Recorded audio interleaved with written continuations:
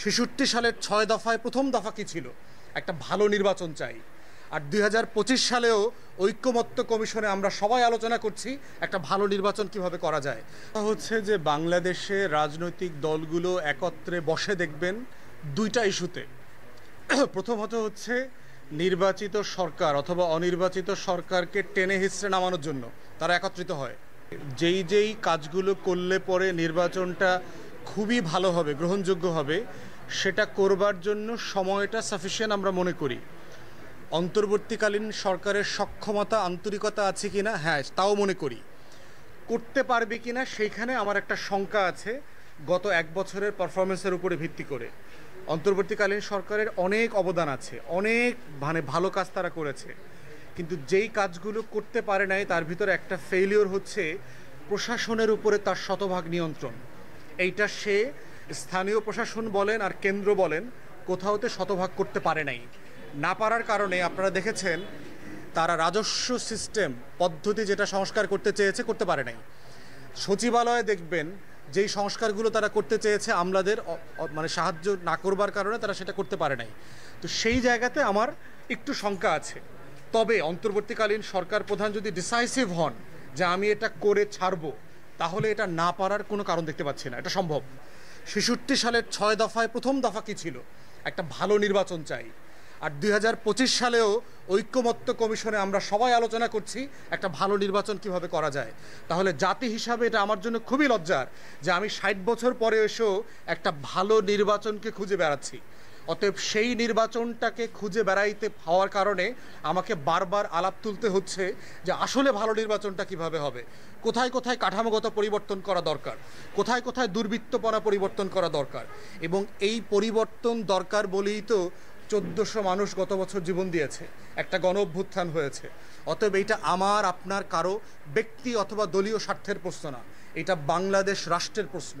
এবং সেই রাষ্ট্রের প্রশ্ন আমাদেরকে সম্মিলিতভাবে ব্যক্তি এবং দলের ঊর্ধ্বে উঠে অ্যাড্রেস করতে হবে।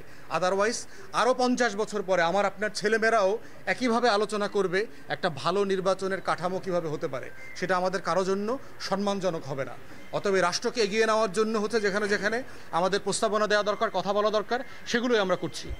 হচ্ছে যে বাংলাদেশে রাজনৈতিক দলগুলো একত্রে বসে দেখবেন দুইটা ইস্যুতে।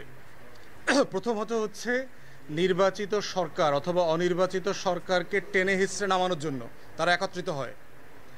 আর দ্বিতীয়বার তারা একত্রিত হয় হচ্ছে আপনার নির্বাচনে জেতার জন্য জোট করতে। রাষ্ট্রের স্বার্থ, দেশের মানুষের স্বার্থ আলোচনা করবার জন্য গত ৫৩ বছরে বাংলাদেশের রাজনৈতিক দলগুলোর নিজেরা বসেছে এমন কোনো ঘটনা আমি জানি না পার্সোনালি। বাংলাদেশে ঐক্যমত্য কমিশন হচ্ছে আমাদের ইতিহাস তৈরি করেছে এই প্রথমবারের মতো দেশ নিয়ে কথা বলার জন্য, তর্ক করার জন্য সকল রাজনৈতিক দল একত্রিত হয়েছে। বাংলাদেশের সংসদে এত পরিমাণ রাজনৈতিক দল একসাথে কথা বলে নাই। অতএব ঐক্যমত্য কমিশনে আমরা কয়টা বিষয়ে একমত হয়েছি বা হই নাই, তার থেকে গুরুত্বপূর্ণ হচ্ছে যে রাজনৈতিক দলগুলোর ভিতরে যে সহনশীলতা, অ্যাটিটিউডে পরিবর্তন আসছে এবং আসতে বাধ্য, এই জায়গাটাকে আমি গুরুত্বপূর্ণ মনে করি। তারপরে হচ্ছে একেবারে মৌলিক কোনো সংস্কারের ব্যাপারে আমরা একমত হই নাই তা কিন্তু না। দেখবেন সংবিধানে ৭০ অনুচ্ছেদের ব্যাপারে আমরা একমত হয়েছি, মোটামুটি সবাই। বিএনপির আংশিক দ্বিমত আছে এখানে। আমরা প্রধানমন্ত্রীর ক্ষমতার ভারসাম্য, নির্বাচন কমিশন কিভাবে গঠিত হবে, দুদক কিভাবে গঠিত হবে, তত্ত্বাবধায়ক সরকার কিভাবে গঠিত হবে, এই গঠন প্রক্রিয়া নিয়ে একমত হওয়া, এইসব ব্যাপারে কিন্তু আমরা আলোচনা করে একমত হয়েছি। হতে না পারলে কি হইতো এটা চিন্তা করেন। এই যতটুকু হয়েছি, এতটুকু হইতে না পারলে কিন্তু রাস্তায় সহিংসতা বাড়ত, এবং সহিংসতা বাড়লে দেশের জন্য, রাষ্ট্রের জন্য, কারোর জন্য মঙ্গলজনক হইতো না। অতএব আমরা মনে করি যে এই প্রক্রিয়াটা চলমান, আলাপ, তর্ক, বিতর্ক, একমত হওয়া, দ্বিমত হওয়া, এর মধ্য দিয়ে একটা জাতি হয়ে ওঠে। একটা জাতি একদিনে জাতি হয় না। অতএব সেই জাতি হওয়ার যে একটা কঠিন প্রক্রিয়া, এই প্রক্রিয়ার মধ্যে আমরা চলছি।